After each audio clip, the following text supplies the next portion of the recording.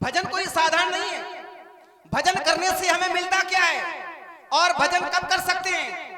भजन केवल मानव की रूप को पाकर ही कर सकते हैं, अन्यथा किसी योनियों में प्राणी भजन नहीं कर सकता है। ये हमें मानव रूप बड़े भाग्य से मिलता है, बड़े भाग्य से। देवताओं को कभी ये रूप मिलता नहीं है। जैसे जीवन जीने के लिए भोजन चाहिए, ऐसे ही इस मृत लोक से मोक्ष पाने के लिए भजन भी तो चाहिए। एक बार जयकारा लगाएं, संध्या मैया की, संध्या मैया की। परिवार, पुत्र, पत्नी, संबंधी क्या एक साथ देंगे तुम्हारा? परिवार, पुत्र, पत्नी, सगे संबंधी क्या ये सब साथ देंगे? कोई साथ नहीं देता है, ये सब दिखावा है। अंतोगतवा साथ कौन देता है ये बता दें हम। साथी है मित्र गंग के, जल बिंदु पान तक। परिवार के सब लोग चलेंगे श्मशान तक। परिवारी चलेंगे शमशान तक। अर्धांगिनी बढ़ेगी कहां तक? केवल मकान तक। बेटा बेटा भी हक निभाएगा तो अग्निदान तक। बेटा यदि साथ देगा तो अंतिम संस्कार तक बस, और सदैव साथ रहेगा कौन? इसके तो आगे भजन ही है साथी। भजन के बिना तू अकेला रहे। ये भजन रूपी संपत्ति यदि हमने जवानी में एकत्र ना कर पाई, बुढ़ापा अच्छा नहीं रहेगा। तो भजन रूपी संपत्ति, भजन रूपी दौलत जितनी एकत्र हो सके जवानी में एकत्र कर लो, बुढ़ापे में काम आएगी। माता, ऐसा हमने सुना है जाने अनजाने में, यदि कोई अपराध, कोई भूल हो जाती है तो आप क्षमा कर देती हैं, क्षमा कर देती हैं। बंधु लक्ष्मण, पावन समय है, समय का सदुपयोग करते हुए आओ मैया का आराधन कर लिया जाए। हो संध्या करने का शुभ अवसर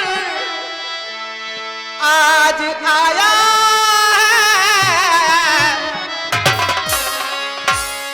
और समय रहते कार्य कर लिया जाए तो अच्छी बात है। हाँ, संध्या करने का शुभ अवसर आज आया है, तो आशीष हम झुकाएं, आशीष हम झुकाएं, आशीष मां से पाएं। आओ भजन करने मां को नमन करें। आओ भजन करें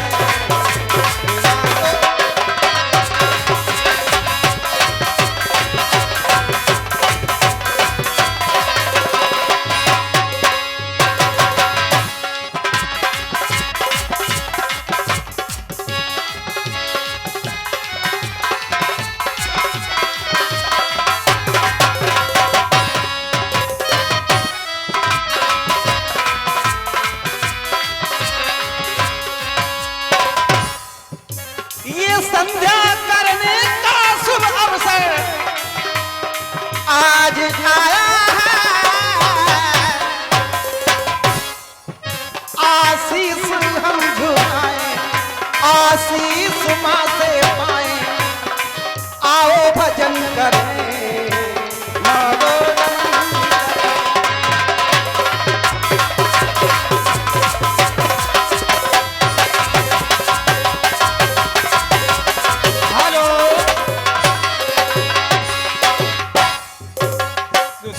की वंदना कर रहे राम जी की सुमधुर मधुर वाणी में संध्या वंदन पर ये दान प्रसून आया हुआ है।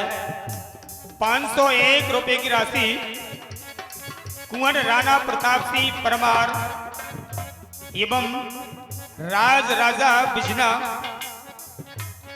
जो कि राणा प्रताप के वांजी हैं, यश राजा परा निवासी, सूर्यांश राजा बमनौरा निवासी, वंश राजा एवं अंश राजा मेलवारा निवासी, वंश राजा एवं अंश राजा राघव राजा कंधारी निवासी, इनकी ओर से 501 रुपये की राशि चलती हुई लीलाएं प्रदान करते हैं। मंच की ओर से आपका बहुत बहुत स्वागत है। जय श्री राम।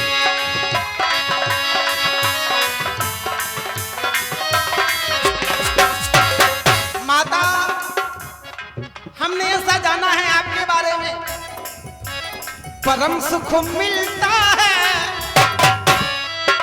माँ प्यारों में तेरे, परम सुख मिलता है माँ प्यारों में तेरे,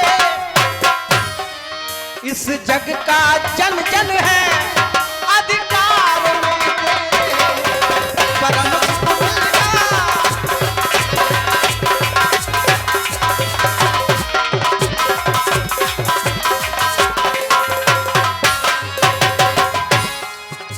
खाली ना जाता है दरबार से तेरे, खाली ना जाता है दरबार से तेरे, उद्धार हो जाता उपकार से तेरे, खाली ना जाता।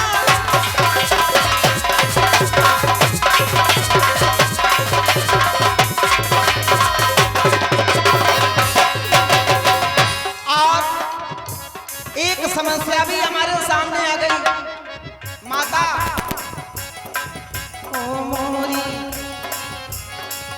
ओ मोरी मैया की चुनर उड़ी जाए, ओ धीरे चलो री पवन, धीरे चलो री, ओ धीरे चलो री पवन, धीरे चलो री, ओ धीरे चलो री पवन, धीरे चलो री, ओ मोरी मैया की चुनर उड़ी जाए, हमारी मैया की चुनर उड़ी जाए, पवन में जरा धीरे चलो,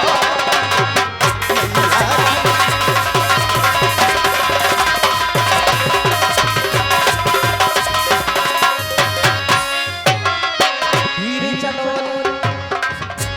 धीरे चलो री पवन जरा धीरे चलो, ओ धीरे चलो री पुरबैया, हमारी मैया की चुनर उड़ी जाए, पवन जरा धीरे।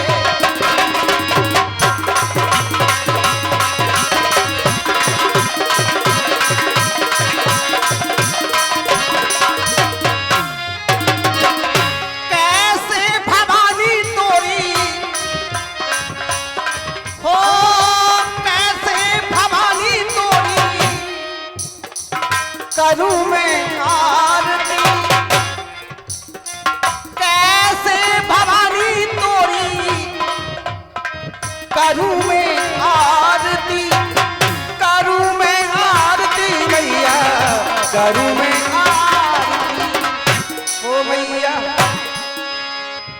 ओ मैया ज्योति तो बुझ जाए,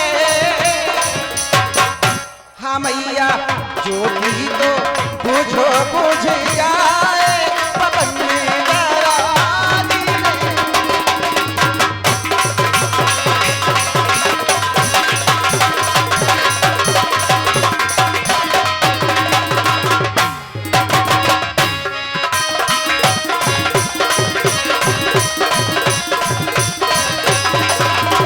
धीरे चलो री, धीरे चलो री पवन जरा चलो री पवन जरा धीरे चलो री पुरवैया। धीरे चलो रे पुरवैया। राम जी के इन शब्दों पर जो हमारे मंडल अध्यक्ष श्री कुंवर कुलदीप राजा बुंदेला राजगढ़ी भसने, ये भी बहुत सुंदर राम अभिनेता है जो हमारे साजिंदा है, साज पर बहुत ही सुंदर संगत कर रहे हैं। 21 रुपए की राशि सभी साजिंदाओं के लिए दे रहे हैं। बहुत बहुत साधुवाद।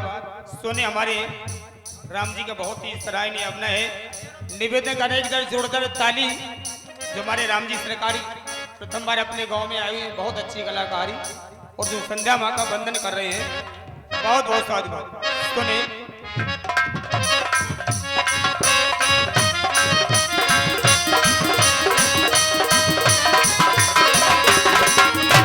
धीरे चलो री पवन जरा धीरे चलो री, ओ धीरे चलो री पवन जरा धीरे चलो री, धीरे चलो री पुरवैया। ओ मोरी हाँ मोरी मैया की चुनरी उड़ी जाए पवन जरा।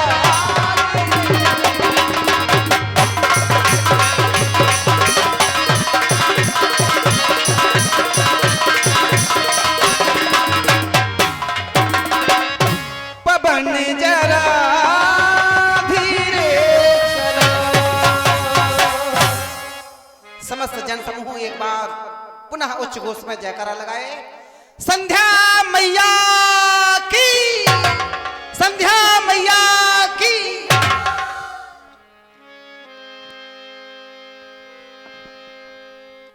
यहाँ पर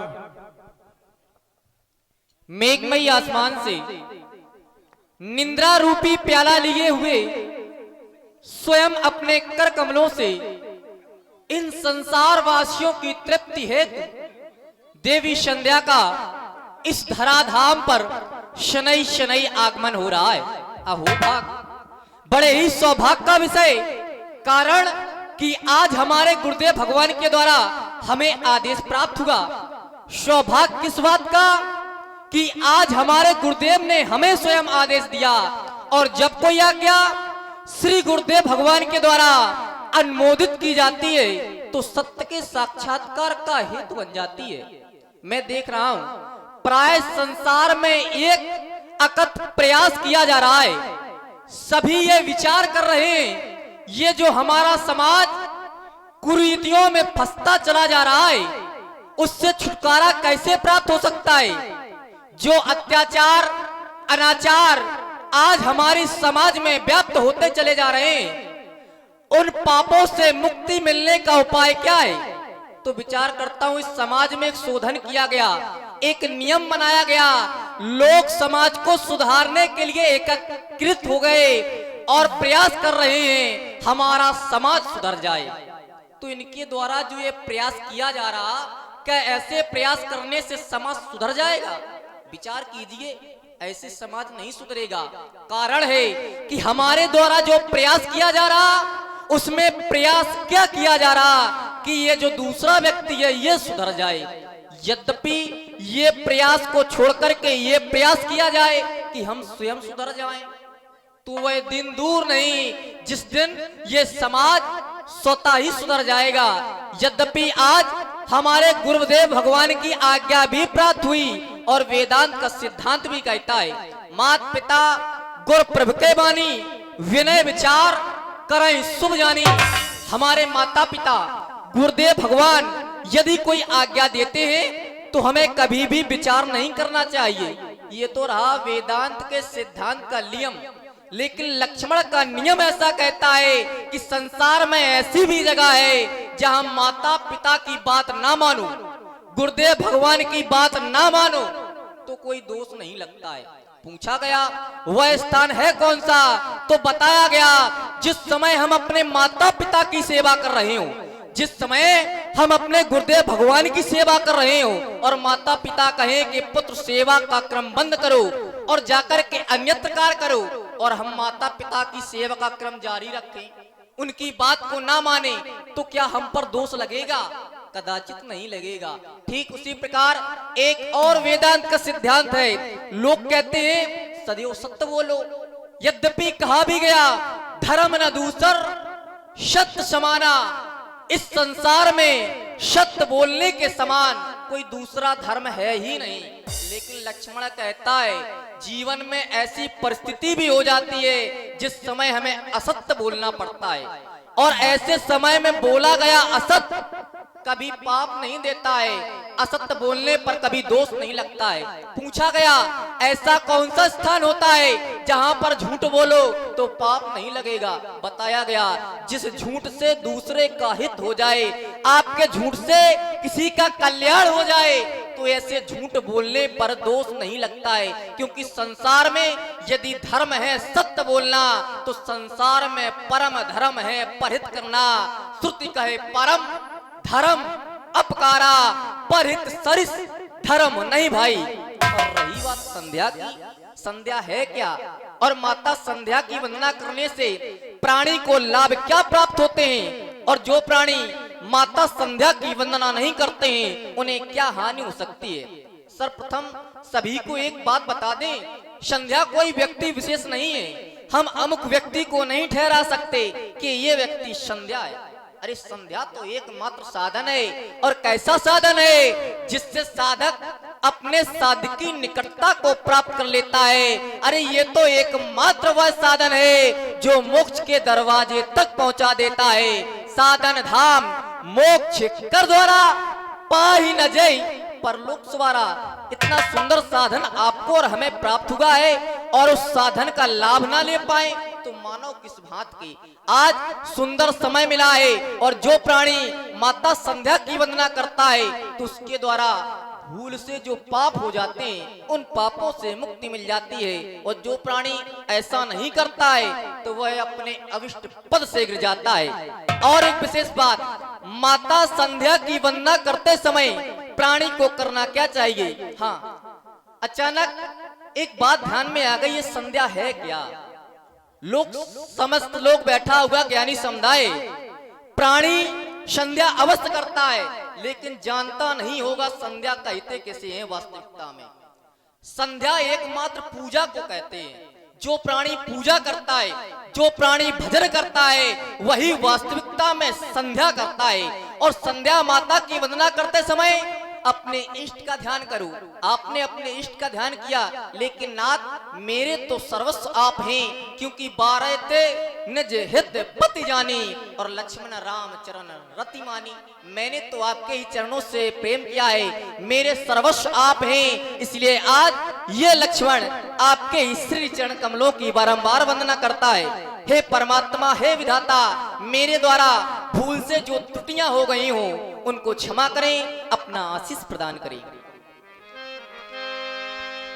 प्राची दिशि सचिव वही सुहावा,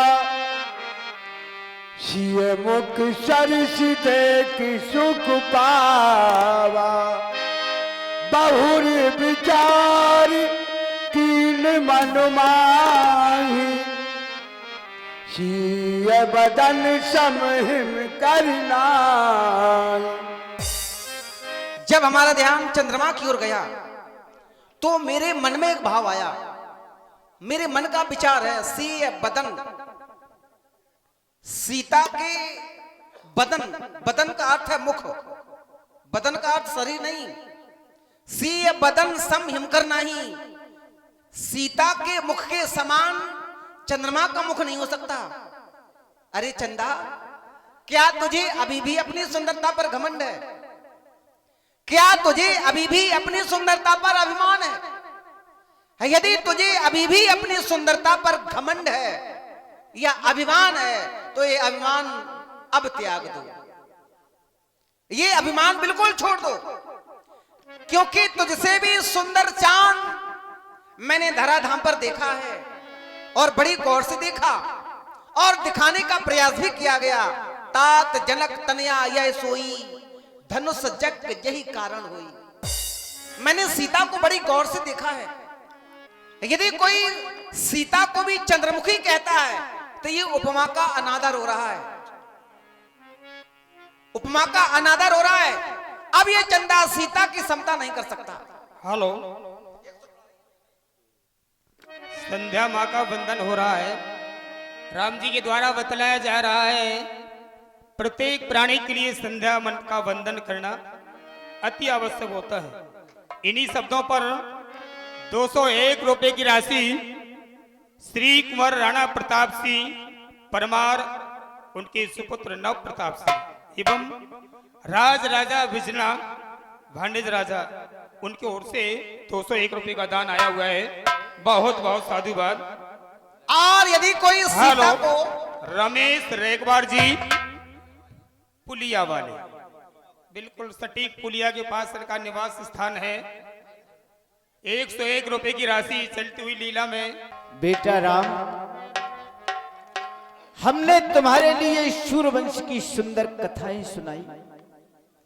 कहां तक तुम्हारे कुल में एक से एक धर्मात्मा राजा हुए, जैसे कि महाराज शिव, हरिचंद्र जैसे परम प्रतापी तपस्वी राजा हुए, जिन्होंने अपने धर्म को और सत्य को रखने के लिए स्वयं अपने आप को बेच दिया। तो ऐसे ऐसे धर्मात्मा राजा तुम्हारे कुल में हुए। बेटा राम, मैं कहां तक तुम्हारे पूर्वजों का बखान करूं, उनके लिए बार बार धन्यवाद है और बार बार नमन करता हूं कि तुम जैसे धर्मात्मा पुत्र इस शूरवंश में अवतरित होकर के आए। बेटा राम, आज से ये रघुवंश धन्य हो गया है। बेटा राम, आकाश मंडल की ओर देख रहे हैं तो सूर्य भगवान उदयाचल से अस्ताचल की ओर प्रस्थान कर रहे हैं। कहने का तात्पर्य है कि संध्या का समय हो गया है। दोनों भाई जाओ और संध्या बंदन करके आओ। संध्या बंदन करने से होता क्या है कि जाने अनजाने में मनुष्य से जो पाप हो जाते हैं वो संध्या बंदन करने से सभी कट जाते हैं। बेटा राम और पुत्र लक्ष्मण, जाओ संध्या बंदन करके आओ। आयुष्मान भव, कल्याण हो बेटा लक्ष्मण।